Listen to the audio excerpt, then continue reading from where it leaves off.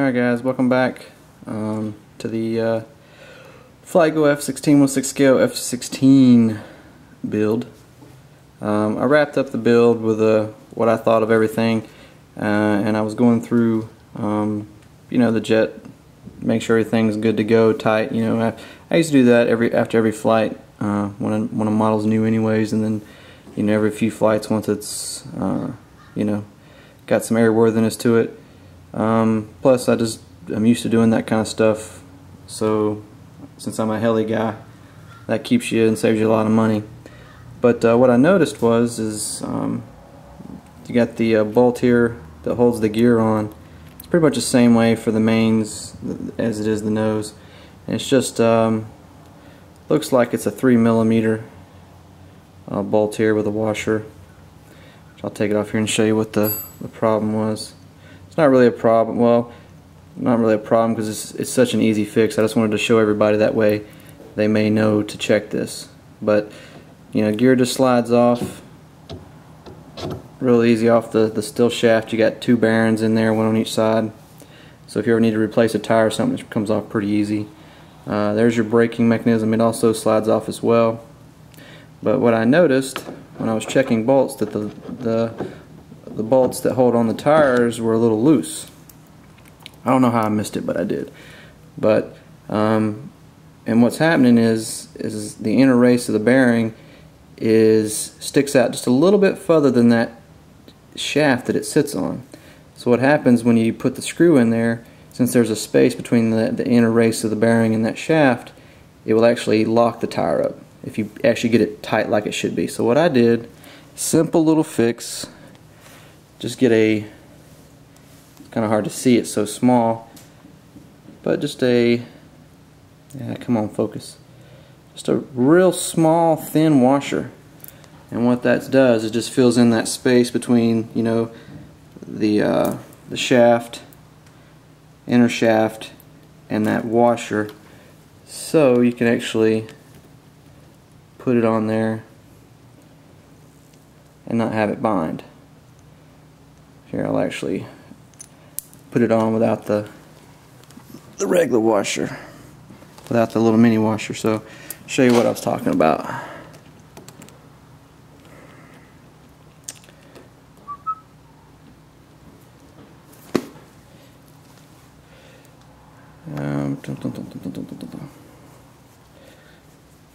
Alright, so there's just snug, and the tire still rotates, right? But if you tighten it down like it should be, oh, hold on, let me get it tight. There's tight, locks that wheel up, basically, and it bends the washer as it's pulling it in to kind of fill in that gap. So just put that little small washer in there.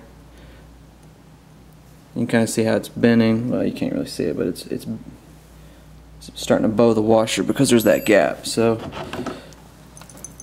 there it is. So what I did, like I said, just put see, that comes off. There it is. Tire goes on.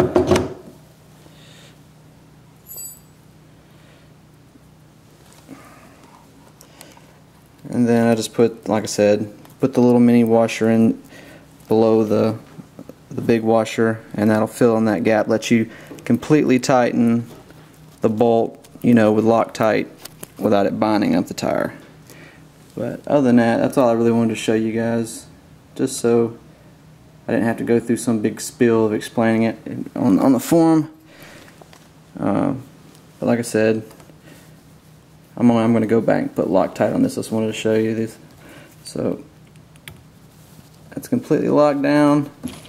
Tire works very free, and that way you get the bolt actually nice and tight, because guaranteed that's going to come off.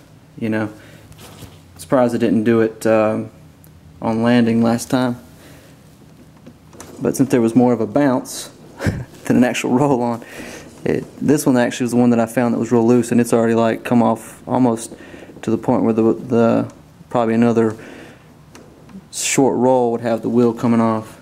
And The nose wheel is kind of the same design, just will take a smaller washer. But that's it. Just wanted to show you guys that, just prevent somebody from losing a model or tearing one up just because the wheel come off. It flew great. When I flew it, reminded me of a very tame pattern plane, you know. And I didn't really get anything past half throttle except for takeoff. Needed a little bit of trim, you know. With the gear down and it trimmed to level flight, the elevator sits right about there. Yeah, about 1/4 of an inch or so from that bottom, which seems like a lot, but I bet you once I get the gear up, I'll have to take some of that trim out. So it was about a 1/2 inch above, between the speed brake and the elevator trailing edge for trim, and like 1 or 2 clicks on aileron, nothing major. It flew great, no issues. Couldn't get the gear up. That's just because the battery come unplugged from the down and locked control board. So since then, has put a switch in there, so I don't have to keep pulling it in and out of the board. What else? That's it. Carbon material is carbon honeycomb, super strong. Held up just fine with that horrible landing that I did. So as long as you don't do anything worse than that, or probably more than 1 or 2 of those, gear will probably hold up just fine. That's about it. So till the next build, you guys have a good one. I'll probably get another good video, hoping to get another good video this weekend of actual flying, getting the gear up and getting more pictures for you guys. I don't know what happened last time, my maiden video, when I uploaded it, for some reason it messed the sound up. I don't know why. But that's it. Next projects that I'm thinking about is the large F-15 and the large F-14. That's kind of the 2 other jets I really like the most. So one of those, if not both, may be my next projects. But till then, you guys have a good one. Hope this build helps somebody.